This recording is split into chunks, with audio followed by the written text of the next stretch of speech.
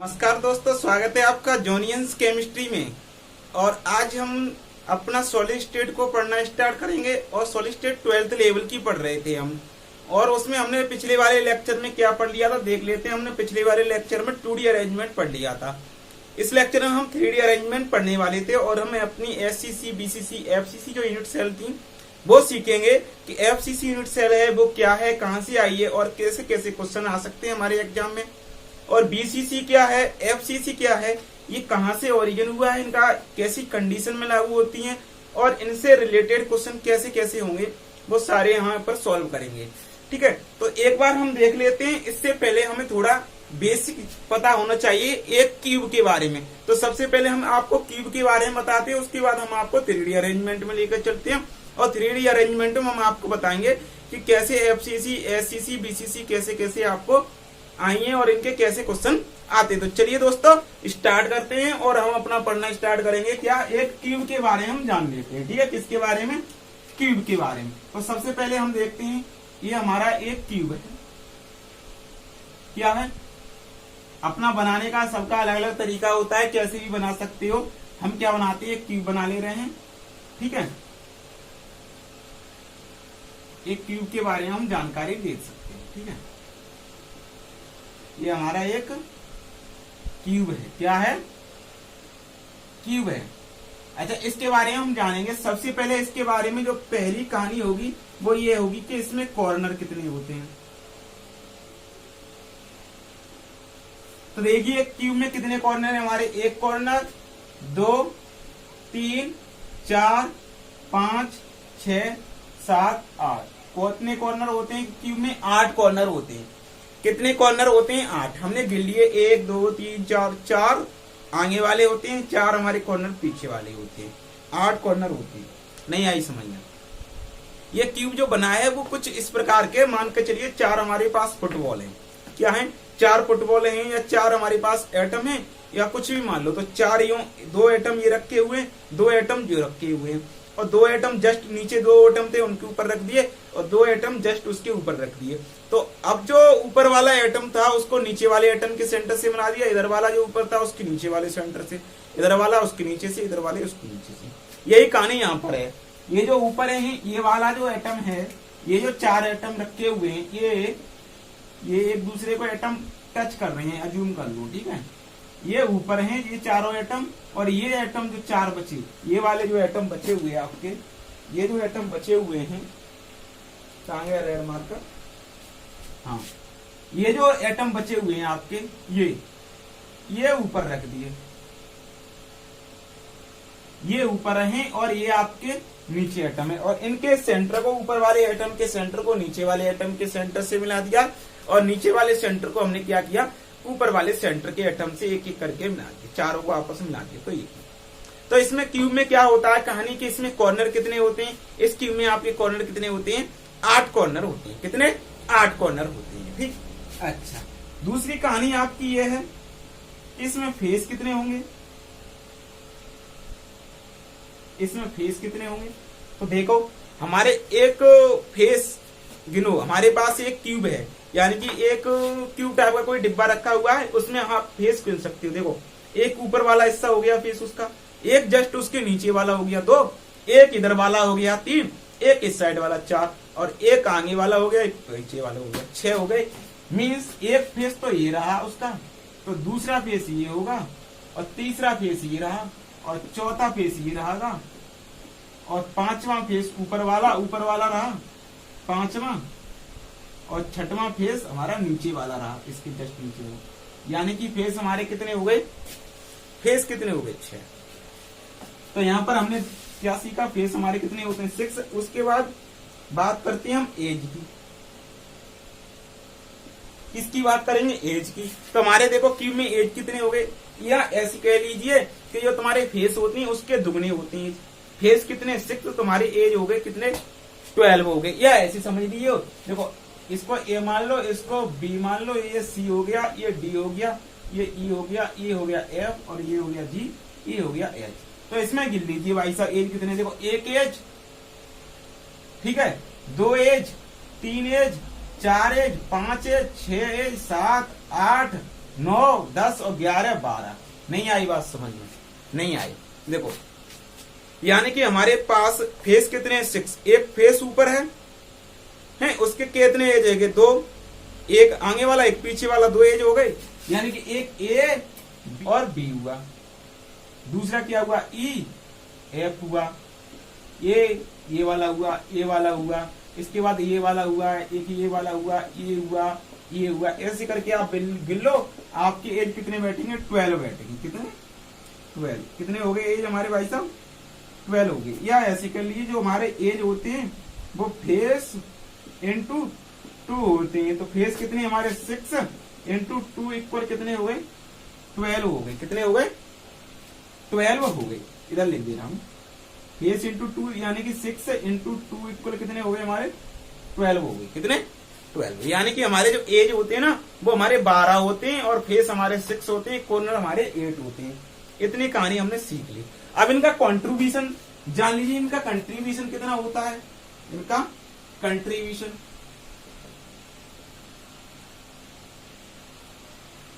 देखो, कंट्रीब्यूशन जान लेते हैं। सबसे पहले हम कॉर्नर का कंट्रीब्यूशन जानते हैं। किसका? कॉर्नर का। किसका? कॉर्नर का। देखिए कॉर्नर का कंट्रीब्यूशन कितना होगा? कॉर्नर का कंट्रीब्यूशन होता है हमारा 1/8। कितना होता है कॉर्नर का? 1/8 होता है। अच्छा, फेस का कितना होगा? फेस का कितना होगा? देखो फेस का कितना होगा? हमारे फेस में एक ये एटम प्रेजेंट है तो इसका 1/2 पार्ट ही तो हमारा प्रेजेंट है इसमें। तो फेस का कितना हो जाएगा? 1/2 पार्ट हो जाएगा। अब बची बात कितनी? एज की।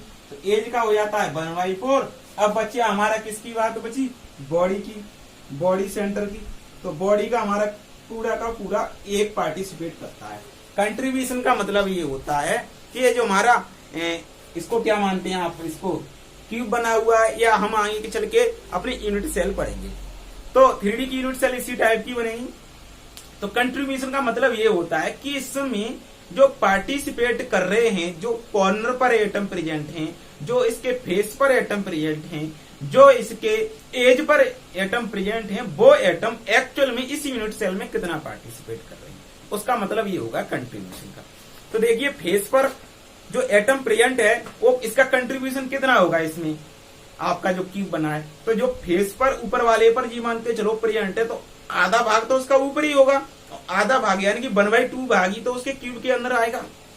यानी कि हाफ भाग तो उसका ऊपर हुआ और हाफ भाग कहां पर आ गया? नीचे आ गया। ठीक है, ये रही कहानी इसकी। अच्छा, अब इसे ही सिमिलर कहानी हम कॉर्नर वाले की कहेंगे। तो देखो कॉर्नर वाले का कितना भाग प्रेजेंट होगा? देखो कॉर्नर वाले का हमारा 1/8 पार्ट प्रेजेंट होता है। क्योंकि 1/8 पार्ट क्यों होता है? और उसके पास में भी एक कॉर्नर प्रेजेंट हो सकता है, वो क्यूब प्रेजेंट है, उसके पास में भी 3D स्ट्रक्चर में क्यूब प्रेजेंट हो सकता है। तो उस जो क्यूब का पर्टिकुलर क्यूब की बात करते हैं उसकी या यूनिट सेल की बात करेंगे आगे चल के, तो उसका कंट्रीब्यूशन उसमें 1/8 होता है। ये आपको नोट कर लो। ठीक है, ये बेसिक बात है। इसकी कंट्रीब्यूशन की आपकी किसकी बेसिक नॉलेज थी। ठीक है, चलो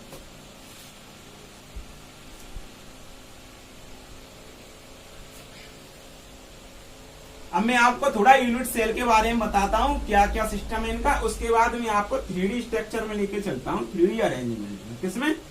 3D अरेंजमेंट में। और 3D अरेंजमेंट में हम सीखेंगे कि हमारा 3D अरेंजमेंट में कैसे कैसे क्या क्या कहानियां चलती हैं। ठीक है, कोई दिक्कत नहीं है, समझते रहिए। चल हम बात करें किसकी?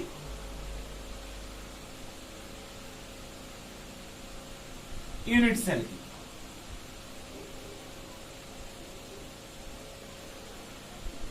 तो हम यूनिट सेल की अगर बात करें तो हमारे पास यूनिट सेल 2 टाइप्स की होती है। एक प्रीमिटिव यूनिट सेल होती है, एक नॉन प्रीमिटिव यूनिट सेल होती है। कौन कौन सी होती है? एक प्रीमिटिव होती है,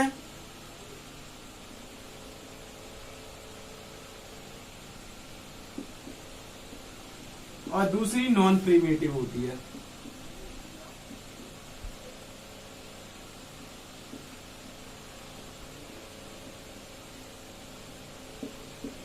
फर्स्ट होती है हमारी प्रीमिटिव यूनिट सेल, सेकंड होती है हमारी नॉन प्रीमिटिव सेल। अच्छा, ये प्रीमिटिव यूनिट सेल क्या होती हैं और हमारी नॉन प्रीमिटिव यूनिट सेल क्या होती हैं? वे यूनिट सेल जिसमें एटम कहां पर प्रेजेंट हो? ओनली कॉर्नर पर प्रेजेंट होते हैं। कहां पर प्रेजेंट होते हैं? ओनली कॉर्नर पर प्रेजेंट हो एटम तो वो होती है हमारी प्रिमिटिव यूनिट सेल। और कॉर्नर के अलावा और कहीं पर भी अगर किसी भी यूनिट सेल में एटम प्रेजेंट है तो वो सारी की सारी। हाँ, तो हमारे पास जो यूनिट सेल होती है दोस्तों वो टू टाइप्स की होती है, एक प्रिमिटिव यूनिट सेल होती है, एक नॉन प्रिमिटिव यूनिट सेल होती है। अच्छा, प्रिमिटिव यूनिट सेल कौन सी होती है? वे यूनिट सेल जिसमें केवल एटम कॉर्नर पर प्रेजेंट है। कहां पर प्रेजेंट है? कॉर्नर पर, ओनली और ओनली कॉर्नर पर प्रेजेंट है, तो वो यूनिट सेल होती है हमारी प्रिमिटिव यूनिट सेल। और कॉर्नर के अलावा, कॉर्नर पर तो प्रेजेंट है ही, लेकिन उसके साथ साथ और कहीं पर भी अगर एटम हमारा प्रेजेंट है तो वो हमारे प्रिमिटिव यूनिट सेल नहीं रहती, वो यूनिट सेल हमारी नॉन प्रिमिटिव यूनिट सेल कहलाती है। कौन सी? Non primitive. यानी कि इनमें जो एटम होते हैं कॉर्नर पर प्रेजेंट होते हैं। कहां पर? कॉर्नर पर प्रेजेंट होते। अच्छा, इसमें क्या है? कॉर्नर के साथ साथ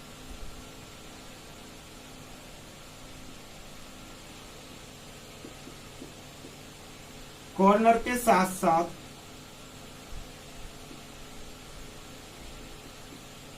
अन्य जगह पर भी प्रेजेंट हो सकते हैं।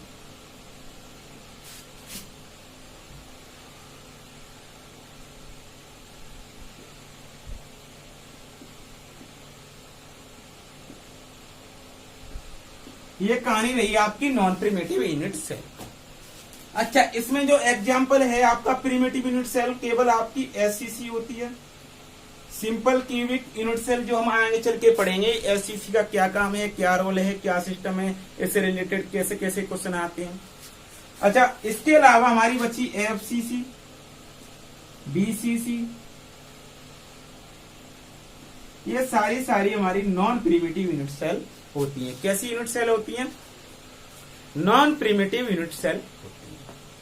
अच्छा, एक बार हम पहले जान लेते हैं कि हमारी एससीसी यूनिट सेल क्या है, बीसीसी यूनिट सेल क्या है और एफसीसी यूनिट क्या है। आई थिंक आपके 12th स्टैंडर्ड में एफसीसी लेवल तक है, ठीक है। तो हम सबसे पहले एससीसी, बीसीसी और एफसीसी के बारे में जान लेते हैं कि क्या क्या यूनिट सेल है, ये क्या क्या कहती हैं। उसके बारे में इनसे रिलेटेड क्वेश्चन करेंगे। जब हम 3D अरेंजमेंट पढ़ेंगे तब आपको इनके बारे में एक बार और चर्चा करेंगे, लेकिन थोड़ी थोड़ी चर्चा अभी और कर लेते हैं।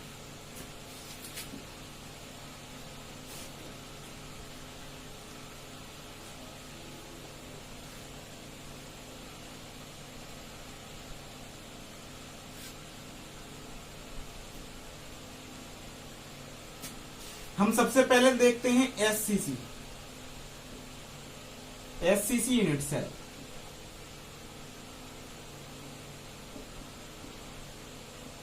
इसका पूरा नाम होता है simple cubic unit cell, simple cubic cell, simple cubic cell. अच्छा, इसमें क्या होता है? इसमें एससीसी में कहानी यह होती है कि इसमें जो एटम होते हैं वो ओनली और ओनली प्रेजेंट होती हैं कहां पर? कॉर्नर पर। कहां प्रेजेंट होती हैं? कॉर्नर पर। ये कुछ इस टाइप की दिखती है।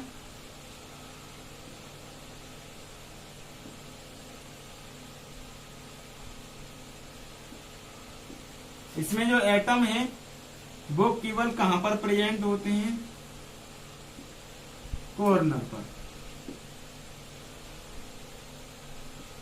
ये होती है हमारी एससीसी, यानी कि वो है यूनिट सेल जिसमें एटम कहां पर प्रेजेंट हो? कहां पर प्रेजेंट हो? आपके कॉर्नर पर प्रेजेंट हो। कहां प्रेजेंट हो? आपके कॉर्नर पर प्रेजेंट होती है, तो वो हमारी कौन सी यूनिट सेल कहलाती है? एससीसी यूनिट की सेल कहलाती है। अच्छा, इसका कंट्रीब्यूशन कितना हो सकता है?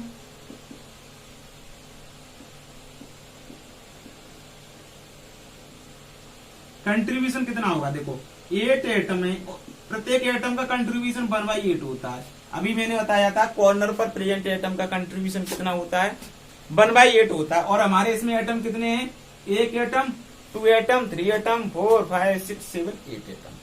तो 8 एटम है हमारे, 8 एटम है और इनका कंट्रीब्यूशन सबका कितना है? 1/8 है। तो इसका टोटल का कंट्रीब्यूशन कितना होगा? टोटल कंट्रीब्यूशन 8 से 8 कैंसिल हो गए और बराबर कितना बचा हमारा? 1। कितना आया कंट्रीब्यूशन इसका? 1। इतनी कहानी आप एससीसी के बारे में जान लेते हो। अच्छा, अगर हम बीसीसी की बात करें, अगर हम बीसीसी की बात करें, किसकी?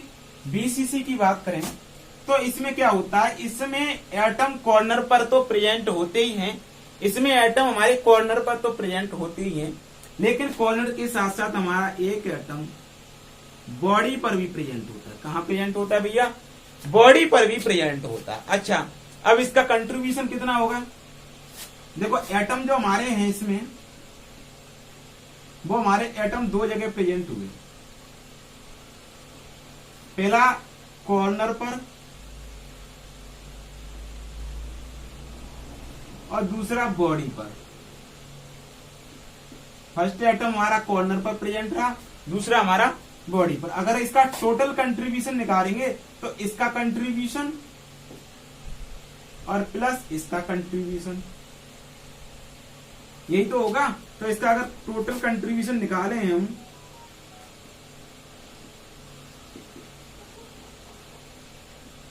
तो देखो पहले हम निकालेंगे इसका कॉर्नर वाले का। तो कॉर्नर पर एटम कितने प्रेजेंट है? 8, और इनका कंट्रीब्यूशन कितना होता है? हाफ। ठीक है, प्लस हमारा बॉडी वाले का। बॉडी पर एटम कितना प्रेजेंट है? 1, और इसका कंट्रीब्यूशन कितना होता है? 1। तो देखो काट दो, सॉरी, इसका कंट्रीब्यूशन कितना होता था? 1/8। 8 से 8 कैंसिल, तो हमारा क्या बचा? 1 प्लस 1/1 इक्वल 2। यानी कि एससीसी का जो, सॉरी, बीसीसी का जो कंट्रीब्यूशन होता है वो हमारा कितना होता है? 2 होता है।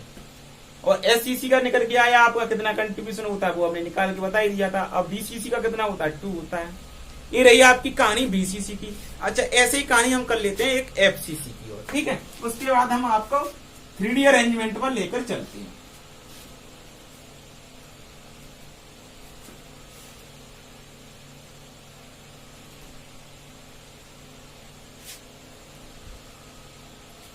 अब हम क्या पढ़ने वाले हैं? हम पढ़ने वाले हैं भैया एफसीसी, फेस क्यूबिक सेल। ठीक है, एफसीसी। तो ये भी कुछ ऐसे ही बनेगा। ये हमारा एक क्यूब बना लो,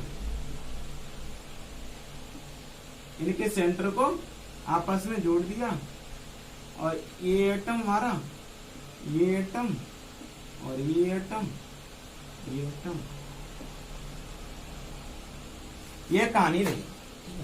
इसके साथ साथ हमारा एटम कहां प्रेजेंट होते हैं? हमारे फेस पर भी। एक एटम फेस पर, 2, 3, 4, और एक ये आगे के लिए, एक पीछे के लिए। पीछे के लिए चलो मैं दूसरे कलर में बना देता हूं। ये रहा हमारा पीछे के लिए। ठीक है। अच्छा, इसका कंट्रीब्यूशन क्या होगा हमारा? इस एफसीसी का कंट्रीब्यूशन,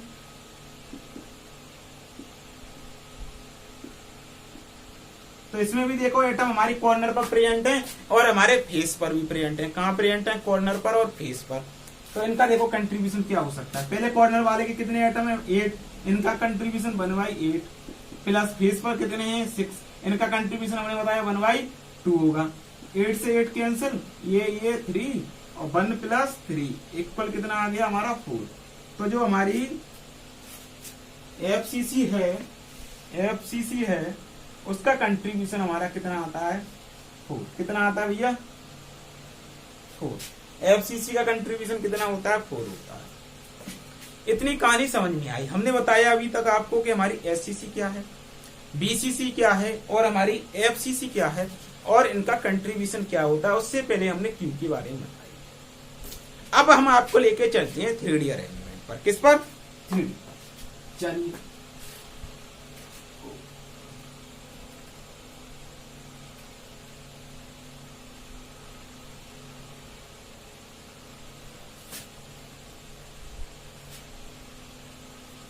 3D अरेंजमेंट पर चलते हैं। तो हम किससे जाएंगे? 2D अरेंजमेंट से। किससे जाएंगे? 2D से। और 2D अरेंजमेंट हमारा कितने टाइप्स का था? 2 टाइप्स का था। कौन कौन सी थे? पहला एटम तो ये था हमारा, एक कंडीशन ये थी हमारी, एटम के नीचे एटम, एटम के साइड में एटम, ये एटम के जस्ट नीचे एटम हमें लगा दिया। एक कुछ कहानी इस तरह से होगी। दूसरी कहानी ये थी हमारा कि हमारे जो एटम हैं जो बंडी अरेंजमेंट में लगे थे, इनके जो बीच में जगह बचती है वहां पर हमने क्या किया? एटम रख दिए।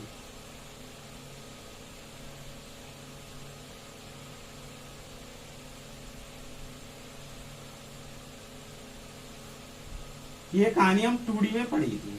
इसमें 2D में इसका नाम दिया था हमने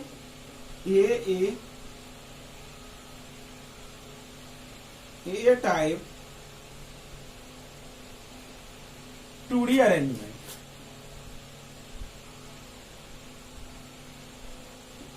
और इसको ही हम कहते थे स्क्वायर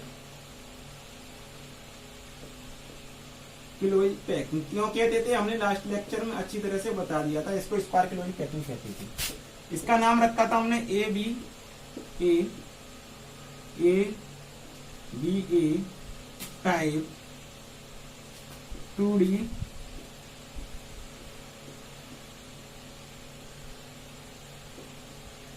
अरेंजमेंट। ठीक है, इसका हमने नाम रखा था हेक्सागोनल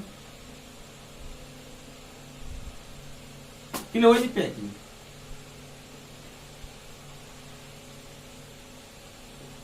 हेक्सागोनल क्लोज पैकिंग, इसका नाम रख दिया था स्क्वायर क्लोज पैकिंग।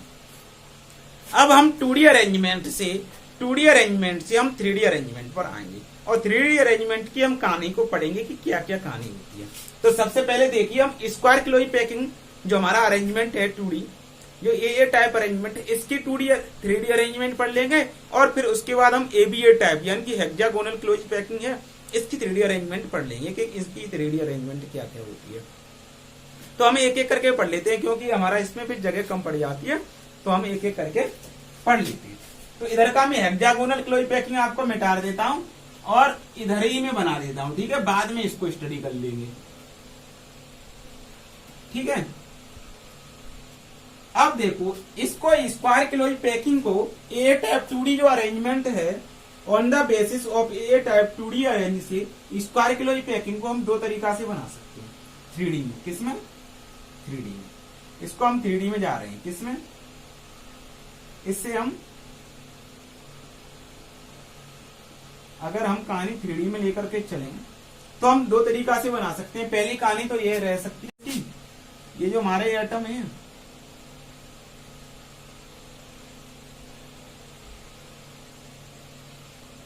ये जो एटम की लेयर है,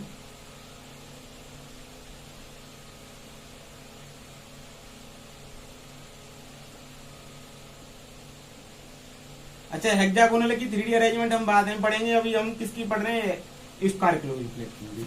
इसमें क्या करते हैं, ये हमारा ये तो अरेंजमेंट है, इसका कंडीशन ये हो सकती है कि जो हमारी लेयर है ना एटम की 2D अरेंजमेंट की, उसके लेयर के जस्ट ऊपर एक और लेयर बना दो एटम की, यानी कि एटम के ऊपर एटम, फिर जस्ट एटम के ऊपर एटम, फिर जस्ट एटम के ऊपर एटम।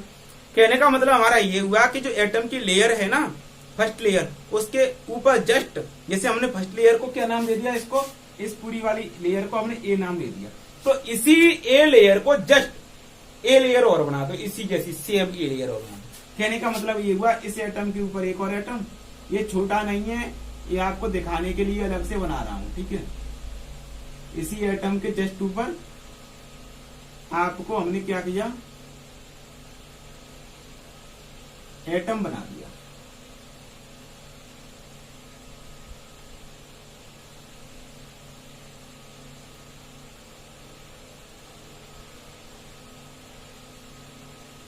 ये ए लेयर थी, इसके ऊपर हमने बी लेयर लगा दी, जस्ट इसके ऊपर एक और बी लेयर, सी लेयर लगा दें, लेकिन सबरी कौन सी लेयर होगी? ए लेयर होगी, क्योंकि ए के समान ही है ना layer.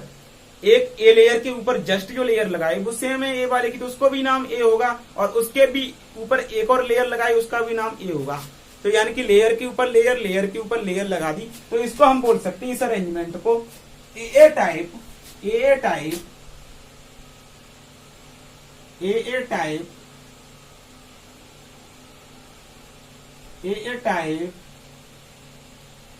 3D arrangement on the base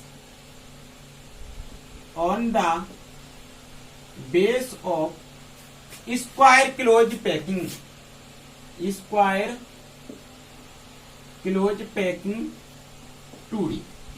ठीक है, ये एक कंडीशन में तो आपका ये बन सकता है। दूसरी कंडीशन क्या हो सकती है? तो दूसरी कंडीशन समझ लो कैसे बन सकता है आपका 3D अरेंजमेंट।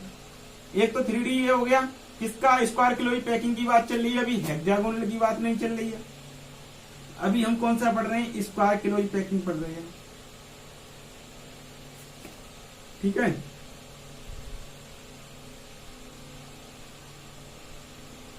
अभी हम 2D बना रहे हैं, इसके ऊपर हमें 3D बनाना है। इसके ऊपर हमें क्या बनाना है? 3D बनाना है।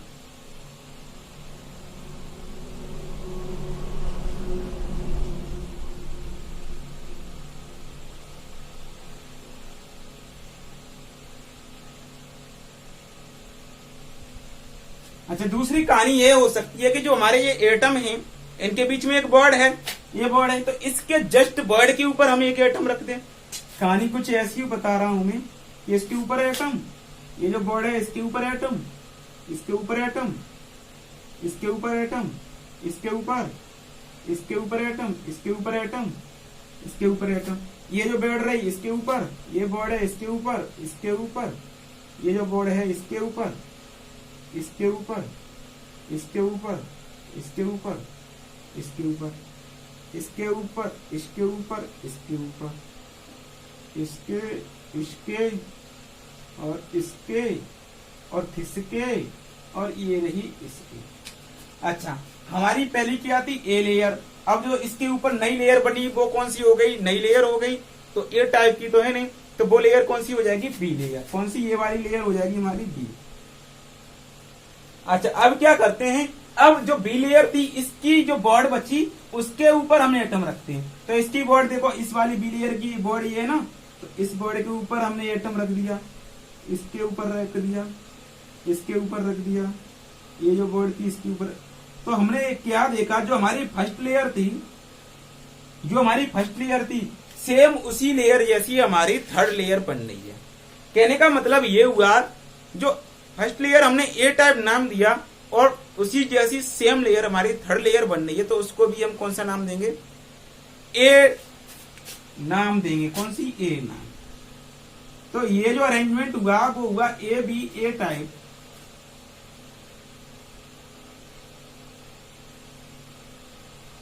ए B A type 3D arrangement, A B A type 3D arrangement on the base of square plate 2D close packing. Square on the base of square close 2D arrangement. ठीक है, square close 2D arrangement. ये कहानी आपकी समझ में आई कि नहीं आई? अच्छा, अब जो हमारा ए टाइप 3D अरेंजमेंट निकल के आया, इसी को कहते हैं हम भैया, इसी को कहते हैं हम SCC। इसी को क्या कहते हैं हम? SCC, simple cubic cell. Simple cubic cell यहीं से निकल के आई है, यहीं से निकल के आई है, यहीं से निकल के आई है। और ये जो रही, क्योंकि सारे के सारे एटम इस पर कॉर्नर पर प्रेजेंट हैं, कैसे बनेगी आइए हम आपको बताते हैं। अच्छा, इसके बाद अब आप जो एबीए टाइप जो 3D अरेंजमेंट है, इसका नाम देते हैं हम BCC। इसी को क्या कहते हैं भैया? इसी का नाम है BCC। क्या नाम है इसका? BCC, body centre tube. ABA type 3D arrangement को कहते हैं हम BCC, ABA type 3D arrangement को कहते हैं हम SCC। अब इनसे रिलेटेड क्वेश्चन क्या कहते हैं? पहले SCC BCC पढ़ लेते हैं, उसके बाद हमारी हेक्सागोनल क्लोज पैकिंग बची, वो कौन सी यूनिट सेल बनाती है? क्या वो FCC बनाएगी? क्योंकि SCC BCC तो इसने बना दी, क्या वो FCC बनाएगी? क्या और अदर यूनिट सेल बनाएगी? वो हम आगे देखते हैं। इससे पहले हम इन यूनिट सेल को अब स्टडी करते हैं, SCC को, BCC को, और हाँ SCC और BCC, यहां से दो ओरिजिन हुए, SCC BCC। अब हम अच्छे से समझेंगे और हम जानेंगे कि SCC से रिलेटेड कौन कौन से क्वेश्चन हमारे आ सकते हैं एग्जाम में, BCC से रिलेटेड कौन से क्वेश्चन आते हैं और कैसे कैसे पूछी जाती है। हमने बेसिक आइडिया आपको दे दिया था कि SCC भाई साहब ये होती है, इसके एटम कॉर्नर पर प्रेजेंट होते हैं, इसका कंट्रीब्यूशन, इसमें एटम का कंट्रीब्यूशन इतना होता है। और हमने ये भी बता दिया था आपको कि BCC भाई साहब ये होती है और इसमें एटम का कंट्रीब्यूशन इतना इतना होता है, और ये कहानी इतनी जनरल आइडिया देती है। लेकिन हमने आपको क्वेश्चन नहीं बताए थे कि इससे रिलेटेड क्वेश्चन कैसे कैसे एग्जाम में पूछे जाएंगे, कौन कौन से क्वेश्चन पूछे जाएंगे। तो आइए हम डिस्कस करते हैं। ठीक है, तो सबसे पहले हमने एबीए टाइप यानी कि SCC यूनिट सेल को पढ़ते हैं। कौन सी यूनिट सेल को? SCC यूनिट सेल को देखते हैं।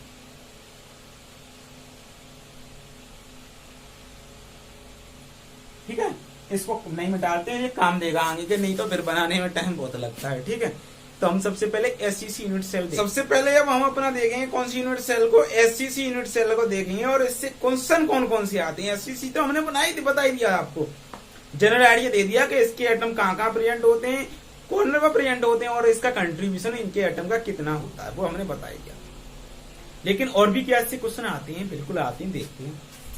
देखो सबसे पहले हम लिख लेते हैं कि इससे रिलेटेड क्वेश्चन कौन कौन से, कोई भी यूनिट सेल है हम एससीसी पढ़ेंगे, बीसीसी पढ़ेंगे और एफसीसी भी पढ़ेंगे, और भी यूनिट सेल एक दो आपके कोर्स में हो उसे भी हम देख लेंगे, जैसे एंड यूनिट सेल होती है और आपकी एड जो होगी वो भी होगी, वो हम आपको बता ही देंगे। तो सबसे पहले हम क्वेश्चन देख लेते हैं कि इन यूनिट सेल से रिलेटेड क्वेश्चन कौन कौन से आते हैं। हम एससीसी की बात कर रहे हैं तो एससीसी के क्वेश्चन सॉल्व कर देते हैं। पहला क्वेश्चन है position of atom.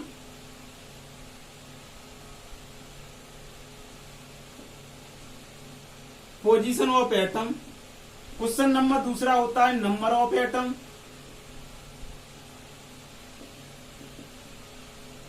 Question number तीसरा होता है आपका ए एंड आर में रिलेशन। नंबर ऑफ एटम इसे ही जेड की वैल्यू कहते हैं, जेड वैल्यू बोलते हैं। ए एंड आर में रिलेशन। क्वेश्चन नंबर 4 होगा आपका फिर पैकिंग इफिशियंसी। किसकी पैकिंग इफिशियंसी क्या होगी। क्वेश्चन नंबर 5 होगा आपका पैकिंग इफिशियंसी के बाद इसका कोऑर्डिनेशन नंबर क्या होगा।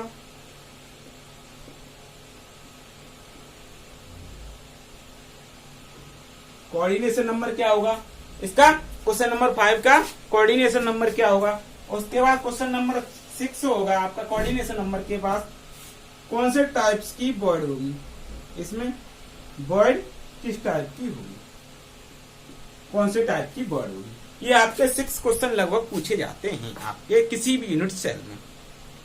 तो हम इसको देखो, ये तो हमारा थोड़ा वैसे वे में बना हुआ है, लेकिन समझने के लिए हम क्यूब टाइप में बना लेते हैं 3D स्ट्रक्चर में, उसके बाद हम क्वेश्चन सॉल्व करते हैं। तो इसको हम रफ कर देते हैं, ठीक है।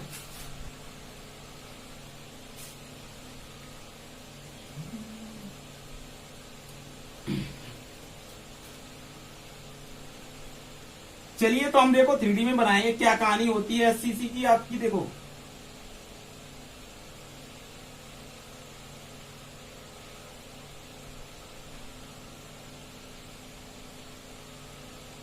मैंने अभी बता दिया 4 एटम हमारे ऊपर हैं और 4 एटम हमारे नीचे रखे हुए हैं जस्ट, और प्रत्येक एटम के कॉर्नर को एक दूसरे के कॉर्नर से ऊपर नीचे वाले के कॉर्नर से मिला देते हैं, और ये एटम है ना एक दूसरे को टच कर रहे हैं, लेकिन हमने समझाने के लिए यहाँ पर आपको ऐसे कंडीशन में बना लिया था। तो क्वेश्चन एक एक करके सॉल्व करते हैं। सबसे पहला है पोजीशन ऑफ एटम क्वेश्चन। तो देख लो पोजीशन ऑफ एटम, कितने एटम है, 8 एटम है, और आठों के आठों कहाँ प्रेजेंट है, कॉर्नर पर ही प्रेजेंट है। तो पोजीशन ऑफ एटम का आंसर क्या बनेगा। पहली बात हमारे के एटम है 8 एटम है, और आठों के आठों कहाँ प्रेजेंट है, हमारे कॉर्नर पर। कहाँ उनकी पोजीशन है, कॉर्नर पोजीशन है, कहां पर, कॉर्नर पर प्रेजेंट है। अच्छा दूसरा है जेड वैल्यू या नंबर ऑफ एटम। इसका मतलब होता है कि इसमें कितने पार्टिसिपेट एटम कर रहे हैं।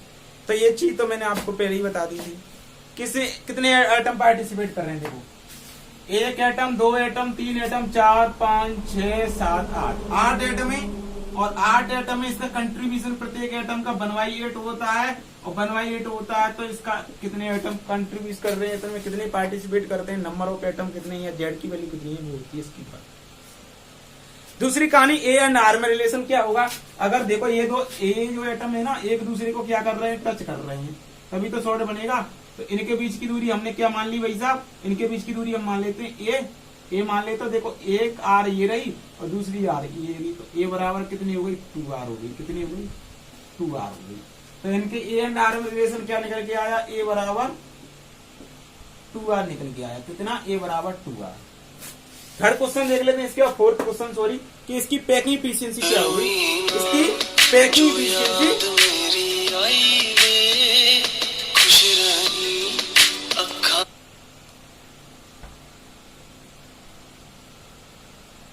अच्छा, इसके बाद हम फोर्थ क्वेश्चन देख लेते हैं कि इसकी पैकिंग एफिशिएंसी क्या होगी। क्या, इसकी पैकिंग एफिशिएंसी के बारे में थोड़ी सी चर्चा कर लेते हैं कि इसकी पैकिंग एफिशिएंसी आपकी कितनी है। तो देखो पैकिंग एफिशिएंसी आपकी 3D की निकाल रहे हैं हम, किसकी, 3D की। तो पैकिंग एफिशिएंसी 3D की निकालने के लिए क्या होती है, Z into 4/3 pi r cube upon total available space into 100। यही फॉर्मूला बताया था हमने आपको, अप्लाई कर दीजिए भाई साहब। जेड की वैल्यू बने भाई साहब 4/3 तो 4/3 है भाई साहब। पाई की वैल्यू 3.14 लगा लो, 3.14 लगा लो इंटू भाई साहब हमारी आर क्यू है ही, और टीएस कितना हो गया हमारा टोटल अवेलेबल स्पेस कितना होगा, क्यूब है तो ए इंटू ए होगा कहानी क्यूब के लिए, लंबाई चौड़ाई ऊंचाई होगा, ठीक है। तो ए क्यू रहेगी, तो यहाँ पर कितना होगा ए क्यू, और ए क्यू की वैल्यू हमारी कितनी हो जाएगी, यहां से निकाल लो। ए क्यू बराबर 2 इंटू 2 इंटू 2, 2 दूनी 4, 4 दूनी 8, तो 8 आर क्यू हो जाएगी। कितनी यहाँ रख दो direct 8 r cube, r cube से आर क्यू कैंसिल हो गई इंटू 100 और है, तो इसकी पैकिंग इफिशियंसी देखो कितनी हो जाएगी 4/3 इंटू 3.14 अपॉन 8 इंटू 100, तो इसकी इतनी निकल के आई 52.34% के समथिंग पैकिंग इफिशियंसी। आप निकाल लेना, ठीक है, कैलकुलेशन कर लेना, और कैलकुलेशन आपकी इतनी निकल के आएगी, ठीक है, आप सॉल्व कर लेना। तो हमने इसकी पैकिंग इफिशियंसी भी पढ़ ली, इसकी एससीसी की भी। अब इसका कोऑर्डिनेशन नंबर देखते हैं। तो देखो कोऑर्डिनेशन नंबर इस एटम को मान ले तो इसके सामने एक एटम प्रेजेंट हो सकता है, ये जो एटम है इसके सामने एक एटम प्रेजेंट हो सकता है, ये जो एटम है इसके सामने एक एटम प्रेजेंट हो सकता है। तो इसको हमने परफेक्ट माना, तो 1 2 3 4 5 और 6 कितने एटम हुए देखो, 1 2 3 4 5 6। तो इसका कोऑर्डिनेशन नंबर कितना हो गया भैया 6, कितना हुआ 6 हुआ। इसका कोऑर्डिनेशन नंबर कितना आया 6 आया। उसके बाद नेक्स्ट क्वेश्चन है आपका टाइप ऑफ बॉन्ड। तो दी ही रही है कौन सी टाइप की बॉन्ड है, आपको नहीं पता, क्यूब बनना है तो क्यूबिकल टाइप की बॉन्ड होगी, कौन सी टाइप की बॉन्ड होगी, ये तो सिंपल बात है ना, थोड़ा इमेजिनेशन लगा के देख लो भाई। क्यूब टाइप की दिख रही है, हमने बॉन्ड तो बहुत अच्छी तरह से कराई थी, सभी अच्छी तरह से करा रहे हैं, तो इतना आइडिया हो गया होगा आपको। बॉन्ड कौन सी दिख रही है इसमें, देखो देखो कौन सी बॉन्ड है, क्यूबिकल बॉन्ड है। तो टाइप्स ऑफ बॉन्ड कौन सी हो सकती है आपकी, क्यूबिकल बॉन्ड। इतने क्वेश्चन आ सकते हैं आपके एससीसी से रिलेटेड। ये है आपकी 3D अरेंजमेंट। अच्छा, हमने एससीसी, बीसीसी और एफसीसी इन तीनों का बेसिक आइडिया दे दिया था, लेकिन हम आपको क्वेश्चन कैसे कैसे आते हैं वो बता रहे हैं। तो 6 क्वेश्चन ये सॉल्व किए एससीसी से रिलेटेड। अब आगे नेक्स्ट लेक्चर में हम बीसीसी से रिलेटेड कर लेंगे, उसके बाद हम हेक्सागोनल क्लोज पैकिंग की 3D स्ट्रक्चर पढ़ेंगे, और उससे एफसीसी जो निकल के आएगी और जो भी निकल के आए वो स्टडी कर लेंगे, और उसके बाद डिफेक्ट रह जाएंगे, आपको सुई खत्म हो जाएगा, ठीक है। तो इसी के साथ आप सभी लोगों का जूनियर्स केमिस्ट्री की तरफ से बहुत बहुत धन्यवाद। अच्छा, अगर आपको ये लेक्चर हमारा ये वीडियो आपको अगर अच्छा लगा हो तो वीडियो को लाइक कीजिए। अगर आप चैनल पर हमारे पर नए हो तो चैनल को सब्सक्राइब जरूर कीजिए, क्योंकि यहाँ पर 12th लेवल का पूरा कोर्स फ्री में दिया जा रहा है, बिल्कुल फ्री में, और वो भी अच्छी तरीके से पढ़ाया जा रहा है, ठीक है। फुल कोर्स बोर्ड तक आपके एग्जाम होने से पहले बहुत ही जल्दी खत्म करवा देंगे। और ज्यादा से ज्यादा वीडियो को अपने दोस्तों के साथ शेयर कीजिए, क्योंकि कोरोना काल में पढ़ाई कहीं हो नहीं रही है, कॉलेज बंद है, कोचिंग बंद है, तो चैनल से जुड़ जाइए और अपनी पढ़ाई को